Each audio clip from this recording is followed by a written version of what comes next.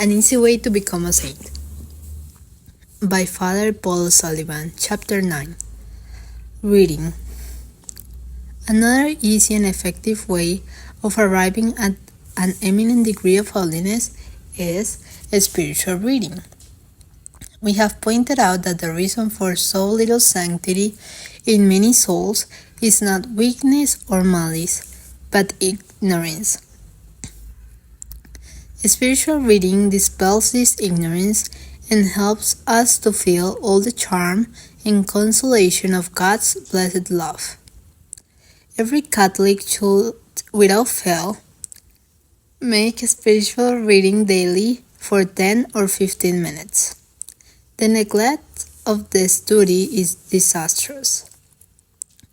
To derive benefit from our reading, we must observe the following rules, which will not only secure satisfactory results, but will make our reading attractive and a real pleasure. Read books that appeal to you. It is of elementary prudence to choose proper books, for not every good and excellent book suits all readers. It must be our aim to find a book or books that make an appeal to us personally, that will grip our attention and act as a driving force, a stimulant to our energies. Pray before reading. Next, it is well to say a short prayer, one Hail Mary, before commencing our reading, asking our Blessed Lady to help us understand what we are reading and to put it into practice. St. Thomas Aquinas told his fellow Dominican, Father Renigo, that he got his great treasures of knowledge more by prayer than by study. Read your book not once, but many times.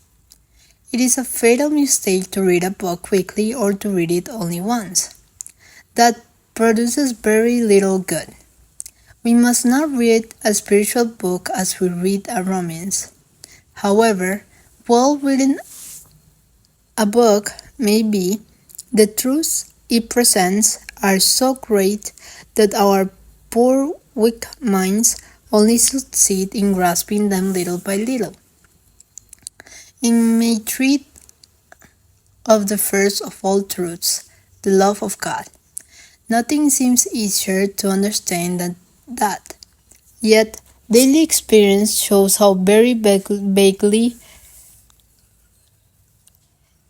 and insufficiently this wonderful doctrine is grasped, and as a consequence, how very little God is loved.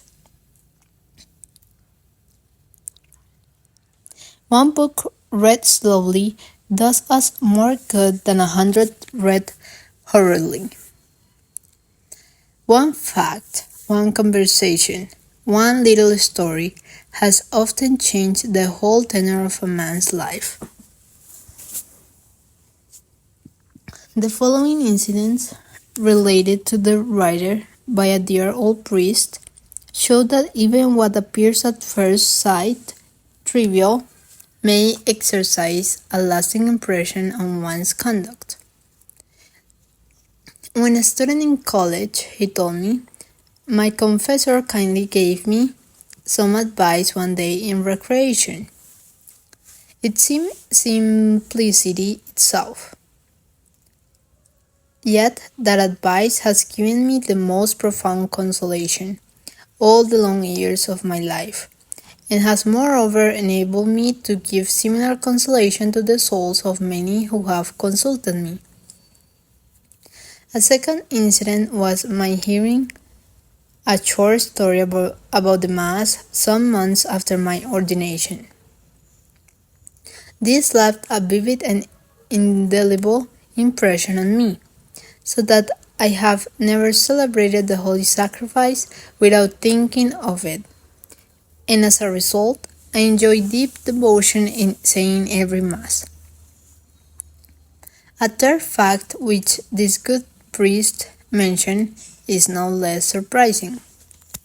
A lady friend of mine once said to me, I confess that I feel no special sympathy for your young, great one thing. However, that he does impresses me very much. When he passes in front of the altar of the Blessed Sacrament, he genuflects so reverently and looks with such devotion at the tabernacle that it would seem as if he saw God. This remark was made to me 30 years ago, and never once since then have I myself passed in front of the Blessed Sacrament without imitating the example of my curate. This has given me a notable increase of faith in the real presence. If then a short conversation, a little story, a few words of advice can make such a deep impression on one's mind, a book is likely to make much more, for it may contain scores of such facts. The power of a good book. St. Augustine was one of the greatest geniuses that ever lived. Unfortunately, he was plunged for many years in error and vice. One of the chief means which made him a great saint was the reading of a book, The Life of St. Anthony of the Desert. St. Ignatius was a rough soldier, trained in the camp, and not given much to piety. Yet, by reading one book, he became the great saint that he is. He himself has written a book, The Spiritual Exercises, which has converted and sanctified thousands of its readers. St. John Columbini was a very lax and indifferent Christian. Dinner was delayed one day, and he became very irritated. His wife offered him a book to amuse him until such time as dinner was served. Glancing at the title and seeing that it was a pious book, he flung it on the floor in a fury. Regretting this insult to his wife, he picked it up, sat down, and began to read it. So great was the impression it made on him that he changed his whole life and became a saint.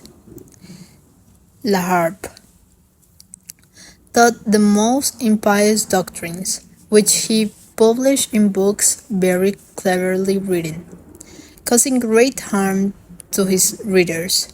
He was thrown into prison, where the solitude proved almost intolerable.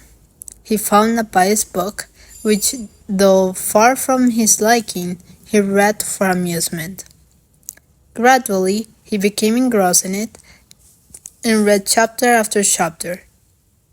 He was completely converted. On leaving the prison, he dedicated the rest of his life to writing charming books, in a noble effort to undo all the mischief he had formerly done. One of the gravest problems that defied the ablest American statesmen for many years was abolition of slavery. Congress after Congress, administration after administration, came and went in the effort to help the unfortunate slaves. Finally, a lady writer published a book, The Story of a Poor Slave, which aroused the indignation of all who read it. This book made it feasible for the government to abolish slavery forever in the United States, and to set free the millions of slaves who were held in cruel bondage. A good book that appeals to us is the best and most powerful of preachers. It enlightens us and it stimulates us, it consoles us. We ourselves see every day the wonderful results obtained by the reading of even short pamphlets. A celebrated London barrister himself, a convert, distributes small pamphlets, leaving them in trams and trains, on benches in the park or streets. By this means he has done considerable good. We shall mention one case. Returning home after a busy day, he put one of these pamphlets on a railing in front of a house. A Protestant policeman, seeing it, put it in his pocket and went home. As a result of reading it, he and all his family became fervent Catholics. Frank Estes, a young American officer wounded in the war, found the long hours in bed so tiresome that he asked his friends to bring him something to read. They brought Catholic magazines, which were eagerly read, not only by Frank, but by all the men in the hospital ward. At the end of 8 months, he was able to count on many conversions of Protestants and lapsed Catholics. On leaving the hospital, he and some others began to visit the hospitals, prisons of the city, the houses of the poor, and they now count hundreds of conversions every year. It is then sheer madness for Catholics not to give 10 or 15 minutes every day to reading some good book. No one should dare to dispense himself from this duty. Saint Dominic, great saint as he was, though constantly preaching and spending whole nights in prayer, yet found time to read the lives of the saints. Saint Thomas Aquinas, a prodigy of learning and sanctity, did likewise and found his delights in such reading. And so too did all the saints. Good reading is so pleasant and easy a way of reaching an eminent degree of sanctity that it commends itself to everyone. Books that we recommend. The EDM series of books are eminently suited to help their readers to grasp the great truths of our holy religion in an easy and practical way. Thank you for listening for this week's podcast. We hope that you will join us next week. God bless.